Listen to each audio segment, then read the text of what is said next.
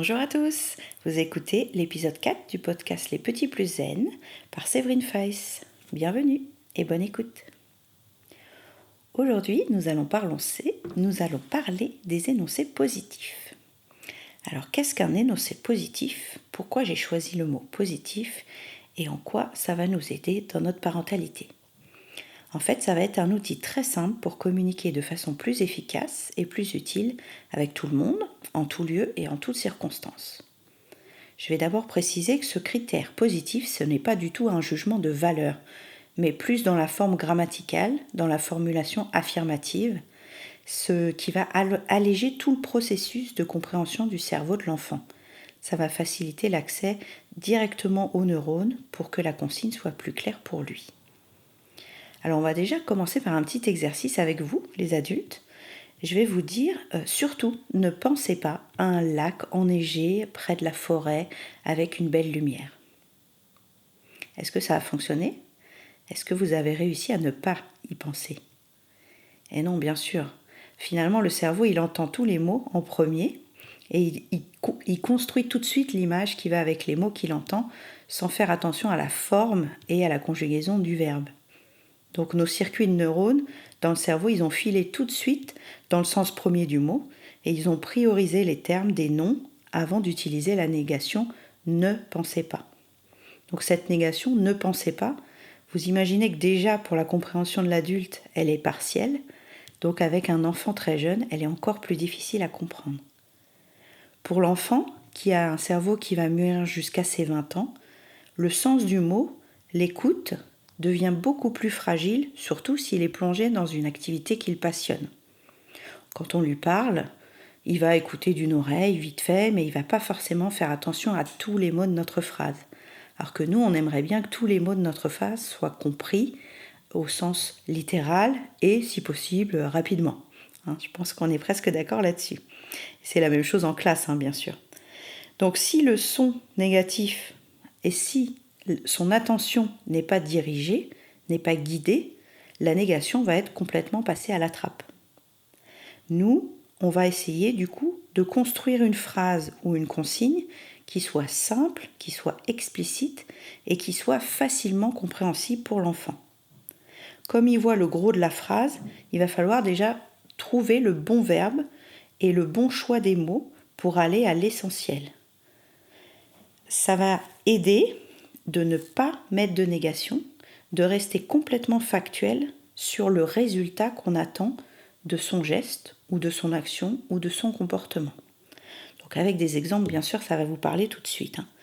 Je vous donne l'exemple très, très pratique des vacataires qui font la cantine le midi, qui, la plupart du temps, dans les couloirs, se mettent à crier en disant « Arrêtez de courir, ne criez pas, ne courez pas ».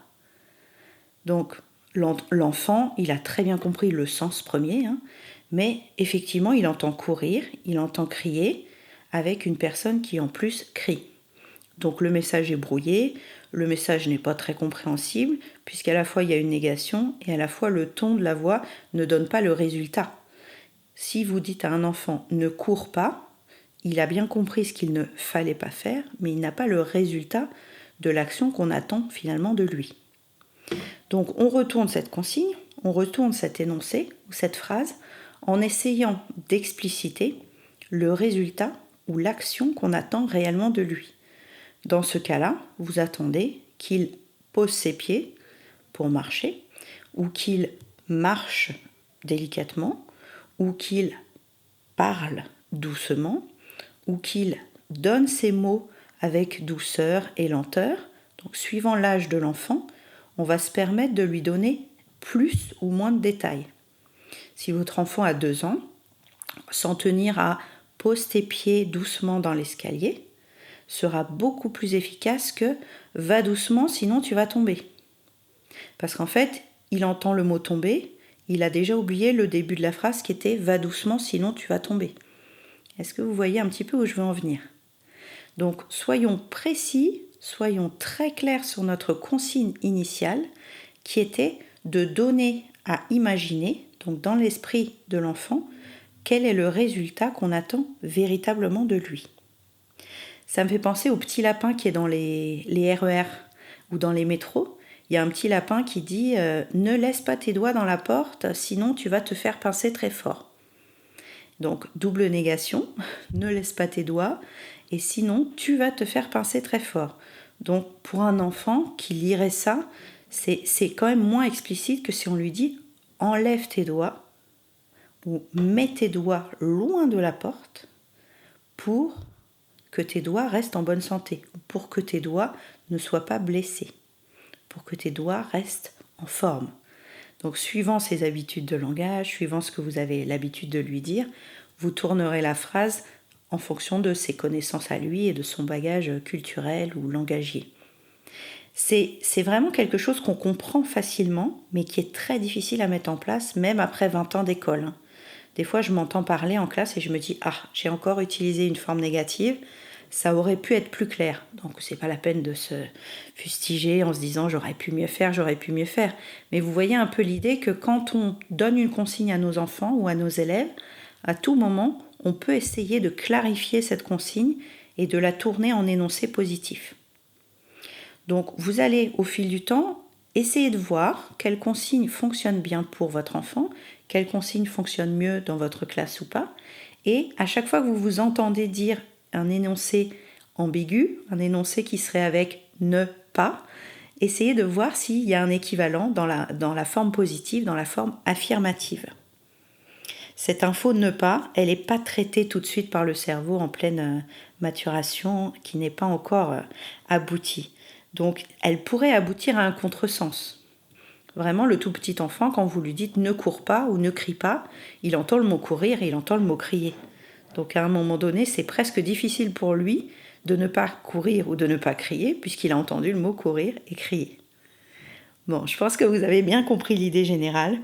Ça devient un outil après, quand on y réfléchit, vraiment pour avoir une communication beaucoup plus fluide, pour soulager un petit peu la surchauffe du cerveau et pour aller à l'essentiel.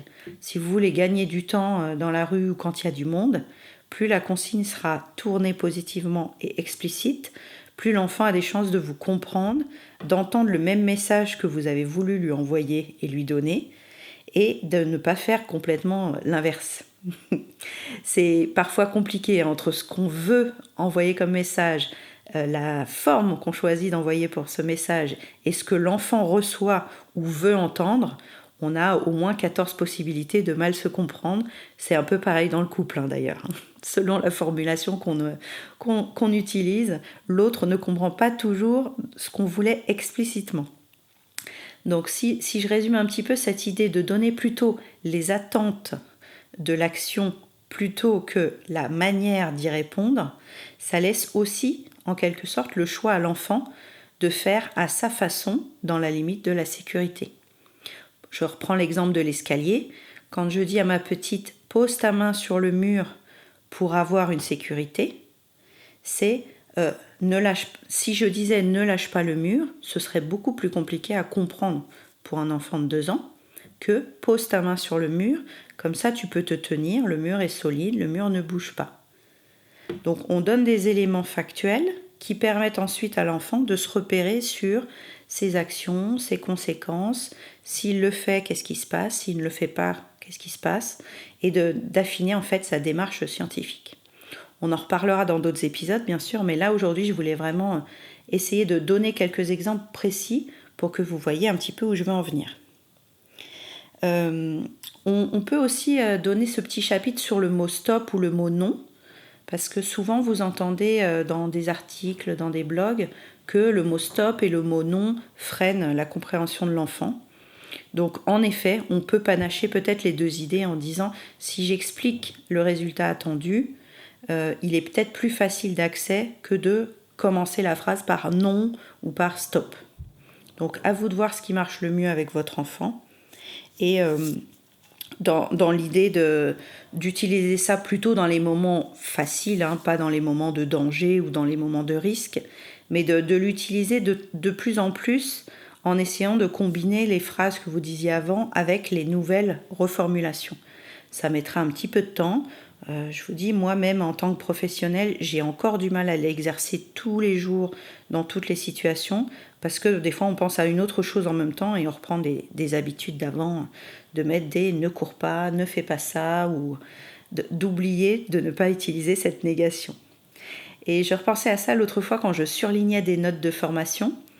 Quand on prend des notes en formation et qu'on utilise des formules « ne pas », c'est plus difficile de surligner les passages importants parce que du coup, on se retrouve avec des « ne pas », mais on n'a pas toujours la formulation qui remplacerait ce « ne pas ». Ça veut dire qu'on sait ce qu'il ne faut pas faire, mais on n'a pas toujours non plus la solution de comment résoudre. Maintenant qu'on sait ce qu'il ne faut pas faire, qu'est-ce qu'on fait ? Vous voyez ? Donc, donnez toujours le choix à l'enfant de trouver par lui-même soit une solution qui remplisse la consigne initiale, soit de le laisser réfléchir à quelle solution il pourrait utiliser pour répondre à notre première consigne. Donc toutes ces techniques, elles vont être réutilisables dans d'autres situations, bien sûr.